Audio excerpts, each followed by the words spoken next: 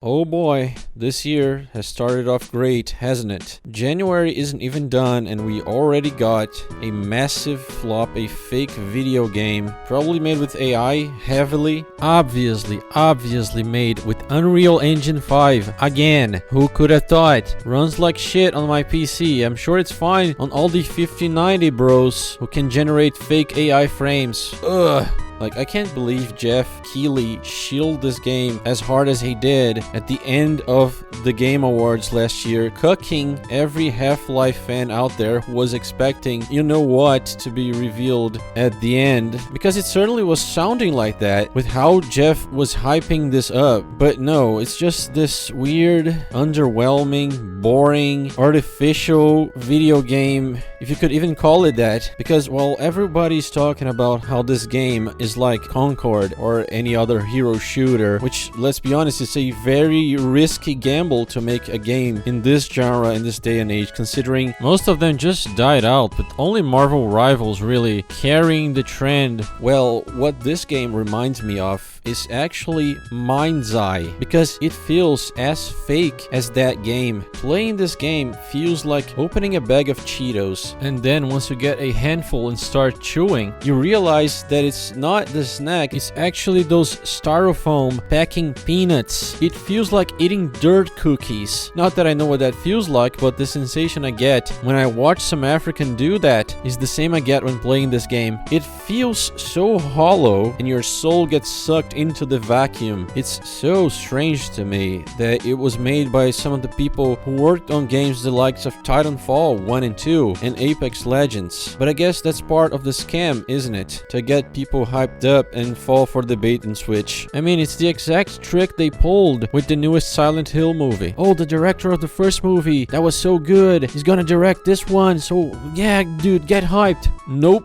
You can see how low effort it is right away once you get past the easy rootkit launcher, which I'll have to find a way to wipe from my PC if it's even possible. You go straight to the main menu. There are no opening cutscenes, nothing to get some kind of lore kicked off. It's absolutely barren. Even the store page feels weirdly empty. It checks all the DEI boxes when you look at the character roster. You have a black queen, because of course, you know, black people, notorious Vikings, notorious enjoyers of cold climates, as we all know. Shit, we was the true Scandinavians and shit, yo. That's right! You got an Asian furry with yellow skin from hepatitis. I guess he had hepatitis. A typical Zoomer with broccoli hair. Some lesbian girl boss. This albino twink who's not even human. This redhead girl with freckles. Fine by me. And, of course, they could not let this one slip. They have an Abbyzilla, a muscle woman, air quotes, who is honestly just a tranny. Like, look at this and tell me that this looks like a woman. I didn't realize it until I read the description for this character, and it uses female pronouns. Doesn't mean that I believe that it's a woman though. Just look at this shit. It's just a man with boobs. Whatever this thing is, it is highly toxic to my eyeballs. But the only white male human being is this guy. Looks fine, but his personality is the stereotypical asshole tryhard, you know, like every white guy in these slasher movies who are comically arrogant, blabbermouths, all to make them seem as unlikable as possible. Hey, Frosty! I'm fire, you're ice. We're a match made, don't you think? I'll show you the ropes, kid. Just stick with the red dragon. Sorry, I can only control one audacious monster at a time. Okay then. Okay then. It's so forced, but remember guys, woke is dead. Trust the plan, bros. That's what guys like Smash JT, Hypnotic, you know, Dr. Disaster, all the very honest and trustworthy anti-woke slop content farmers tell you, so it must be true. Do not trust your lying eyes, Chad. The art style, there is none. It's just a jumbled mass of popular overused concepts mashed together under the typical Fortnite/Valorant irreverent, slightly cartoonish style that oversaturates the industry. The gameplay is awfully repetitive. It fails at what it tries to be. It's like a mishmash of hero shooters, MOBAs. It has some random looting shit in the style of Call of Duty Warzone or whatever generic battle royale you prefer, with the chests with weapons of different rarities and armor that you have to restock. You have to go out there and farm some ore to get currency to buy items. There are no hostile NPCs on the map. It's absolutely barren, which is made worse by the fact that the map is extremely big. There are only 6 players, 3 on each team. There's a lot of downtime. You basically have to wait 4 minutes before you even get to shoot anyone because of how big the map is and how few players there are. The item variety is awful. There are so few weapons in this game. The combat sucks dick. Everybody's a bullet sponge, especially if the game draws out and you get the higher level armor. It's very common for you to unload a whole magazine on an enemy and that not be enough to kill him. It's just awful. There's no point to items leveling up as the match progresses because it happens for both teams. It doesn't matter if you're winning or losing. The items, their level gets upgraded equally as the game progresses. So it's like those RPGs with enemy scaling, where every enemy in the game levels up alongside you, rendering the whole concept of leveling up redundant. The raid phase, when someone puts the sword in its place and that ram comes to open up the enemy base's barrier, you gotta wait for 30 more seconds because you can't shoot through the barrier at the players inside the base. You can't go in. They also get locked inside, and once that's happening, the players who are attacking can teleport to the raid and the ones who are defending can teleport back to their base. So there's no strategic possibility here. You can't surprise the other team, catching them off guard, forcing them to run or gallop across the map back to their base. It's all very safe and very tedious. There are pointless mechanics like reinforcing the walls of your base, but they are still so easy to break. There are so many bombs, thumpers they're called, everywhere on the map, as well as rocket launcher ammo, which obliterate these walls, even the reinforced ones. And these resources are so easy to get. You don't run into enemies until you get to the point in the game where you have to converge on the sword to be able to raid the enemy base. In the most drawn out match that I played, which took 4 rounds of attacking and defending before it ended, I basically did the same thing. I went to the same spot over and over to farm money, go back to the shop and buy some armor. I was never contested. It was all free for me to get. Super easy.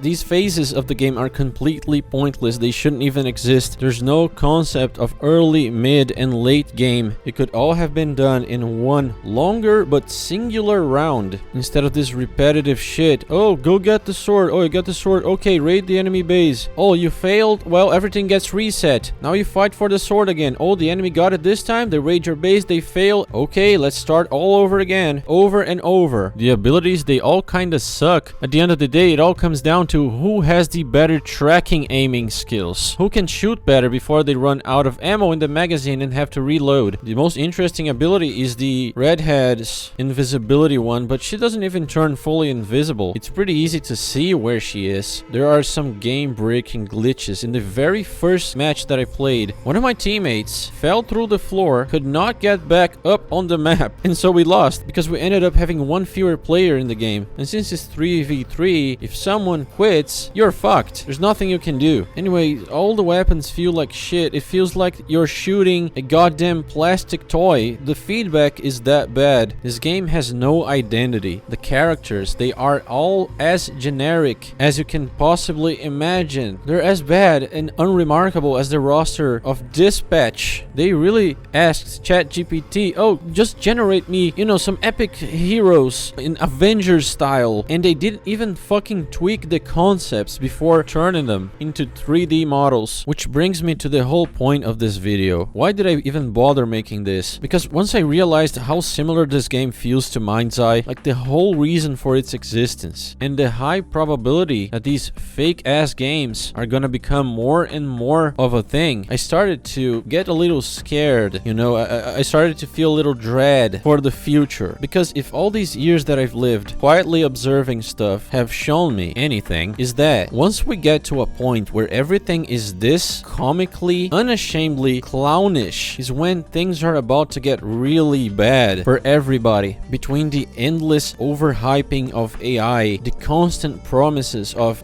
bro, AGI is gonna come tomorrow, bro, trust me, bro. Put all your money in AI stocks. If you don't use AI, you're gonna be left behind, bro. Like, it's the catchphrase that every one of these fucks uses to make you FOMO into the current thing, no matter which country they are from. Totally 100% organic. Like, things are becoming so forced. People are so desperate about never letting the graphs go down. They have to keep pumping fake money into fake things and generating fake hype and fake content and fake engagement to prop up this fake economy. And even in gaming right now, games went from being woke shit, generic pieces of trash, to now being fake games, completely void and hollow of any substance, with less and less human input, let alone soul. This makes me concerned. I don't want to fearmonger or anything of the sort. I'm just saying what I feel about it. I'm not an expert on the subject. I might be talking completely out of my ass here, so take what I say here with a grain of salt. But ever since the end of the corona shit, which produced the most massive money printing event in modern history perhaps, there's just been something weird going on. The fakeness of everything has exploded exponentially. Every time there's a small dip in the stock market, everybody panics. Oh god, it's the 2008 great financial crisis again. Well, because people are fucking scared. Printing that much money has consequences. You can't just swipe it under the carpet. The stock market has been pumping way above what it usually does for years now. This is not sustainable, dude. A correction, a very deep and long correction, is way overdue. And once the masses of normies realize that this is all fake and gay, what's gonna happen? Just look at gold and silver and other precious metals. This shit has been pumping non-stop ever since COVID happened, as people seek a safer and more stable haven for their finances, things that have actual value, almost as if preparing to brace for something. The dollar is fucked. Inflation doesn't go down, even though interest rates have been so high for so long. How long will it take before this money changing hands scheme that's going on between the Magnificent Seven to keep the markets afloat collapses and takes the entire fucking world economy with it? There's been a stark decay in the quality of everything, from games to movies and TV shows to books to food, always cheapening the process of production while never cheapening the final price of the products on the shelves. It's all shrinkflation and slopflation in this dreadful reality that we all find ourselves in. Nobody is willing to take any risks anymore. Thus, the massive influx of remakes and remasters of old games made in a long past golden age that will never come back, at least not until a crash happens. A crash that will probably, like I fear, not be isolated to just the gaming industry. That will finally jolt us out of this purgatory of slop. I'm sick of these remakes. I'm sick of these fake video games. Hell, I almost forgot to mention one of the things that bothers me the most about the current gaming environment. Video game music is completely fucked. This is another sign of the decay. Save for some very, very specific exceptions, everything sounds the same. People forgot what a fucking motif means. And in this piece of shit game, it's the same thing. The only thing more boring than the gameplay and the presentation of this game is its music. Holy crap. How do people tolerate this shit?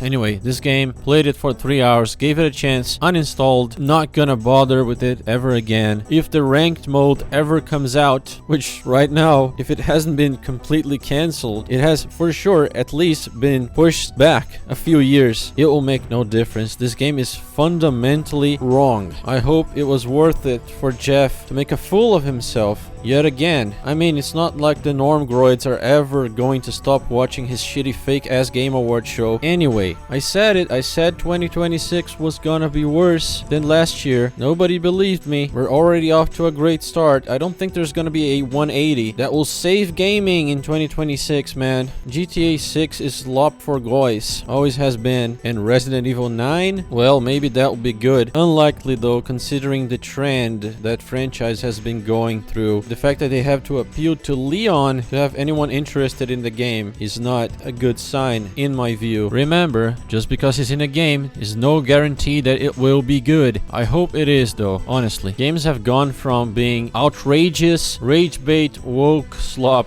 that were at least funny to laugh at in prior years, but last year as it went by, it's like we slowly begin to enter a stasis. There's nothing to even laugh at anymore. It's all just boring and uneventful. It's a shame that I got into this YouTube game reviewing endeavor at this point, because it seems like I just missed the last train of gay-ass video games that would be at least funny to make fun of, like Assassin's Creed Shadows. But at least, like I said before, I have a gigantic backlog of old games I've never played from consoles that I've never owned that I can just emulate now. And at the very least, there's plenty of indie stuff. Kind of a pain to rummage through the sea of shit to find good indie games, but at least there are some. Unlike the AAA, quadruple A, quintuple A, sextuple A industry. I just feel sorry for the Zoomers, too brain rotted to even consider playing older games because the graphics don't appease their unfortunately highly shrunken frontal lobes. It is a tragedy. This is it for this video. Hope you liked it, and see you